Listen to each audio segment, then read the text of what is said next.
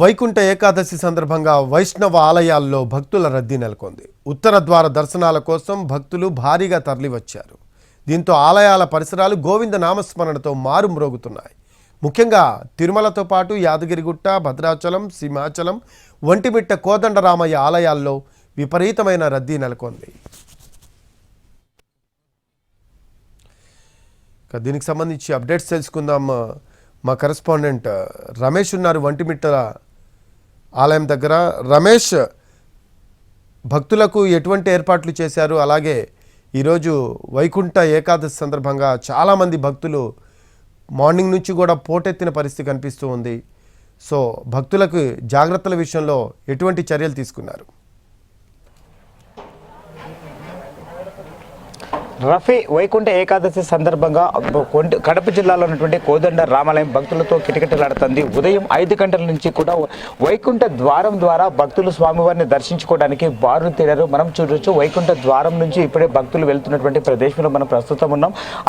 అయితే నిన్న తిరుపతిలో జరిగినటువంటి ఘటన నేపథ్యంలో అధికారులు పూర్తిగా అప్రమత్తమయ్యారని చెప్పవచ్చు. ఎందుకంటే తిరుపతిలో వైకుంఠ ఏకాదశి టికెట్ల ఏర్పాట్లలో కొన్ని లోపాల వల్ల జరిగిన అపశృతి కారణంగా ఇక్కడ జరుగుతున్నటువంటి ఉత్సవాలలో ఎక్కడ ఎటువంటి ఇబ్బంది కలగకుండా కడప, దేవుని కడప, అదేవిధంగా ఒంటిమిట్ట మరియు జమ్మలమడుగు అంటే టీటీడీ ఆధ్వర్యంలో నిర్వహించబడుతున్నటువంటి 3 దేవాలయాలు కూడా భారీ పోలీస్ బలగాలతో పాటు అదేవిధంగా ప్రత్యేక టీటీడీకి సంబంధించినటువంటి విజిలెన్స్ టీమ్స్ కూడా ఇక్కడికి చేరుకుంటూ వస్తున్నాయి. భక్తులకు మనం చూడవచ్చు, ఎక్కడ ఎటువంటి ఇబ్బంది లేకుండా పూర్తి స్థాయిగా వచ్చేటువంటి భక్తులను వచ్చినట్లు వెంటనే అక్కడి వరకు దర్శన భాగ్యం కల్పిస్తూ వస్తున్నారు.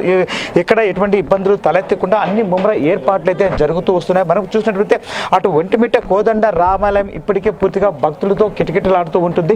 మామూలుగా సాధారణంగా చూసినట్లయితే గత ఏడాది మనం ఇదే ప్రాంతం చూసినట్లయితే భక్తులతో తీవ్ర స్థాయిలో రద్దీగా ఉంటూ చాలా ఇబ్బందికర పరిస్థితి ఉండేది. కానీ ఈసారి మాత్రం టీటీడీ అధికారులు వచ్చినటువంటి భక్తులు ఎవరిని కూడా నిలబడకుండా వచ్చిన వారిని వచ్చినట్లు వేగంగా వారికి దర్శన భాగ్యం కలిగిస్తూ పంపిస్తూ వస్తున్నారు. ఇక్కడ క్రౌడ్ నిలబడకుండా ఏర్పాట్లు చేస్తూ వస్తున్నారు. అంతేకాకుండా దేవుని కడుపులో కూడా మనం చూసినట్లయితే అక్కడ కూడా అదే స్థాయినటువంటి విధానాన్ని కొనసాగిస్తూ వస్తున్నారు. ఇక్కడ కూడా క్రౌడ్ అనేటువంటిది నిలబడకూడదు. ఎక్కువ స్థాయిలో ఉన్నట్లయితే అక్కడ భారీగా ఉన్నటువంటి పోలీసులందరూ కూడా వారిని పంపిస్తున్నటువంటి పరిస్థితి మనకు కనపడుతుంది.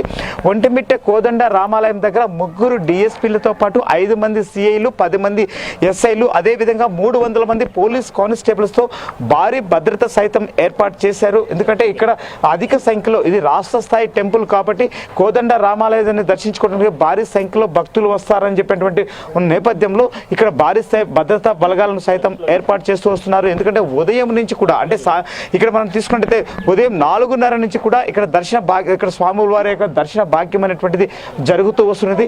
భక్తులకు సైతం ఎటువంటి అసౌకర్యాలు కలగకుండా పూర్తి స్థాయి ఏర్పాట్లు అనేటువంటివి ఉన్నాయని చెప్పవచ్చు. మనం చూడొచ్చు, ఎక్కడికి అంటే ఎక్కువ స్థాయిలో మన భక్తులు వచ్చినప్పటికీ ఇక్కడ స్వామివారి యొక్క పల్లకి నుంచి కూడా కింది నుంచి వారు వెళ్ళిపోయే విధంగా కూడా పోలీసులు పూర్తిగా వస్తున్నారు.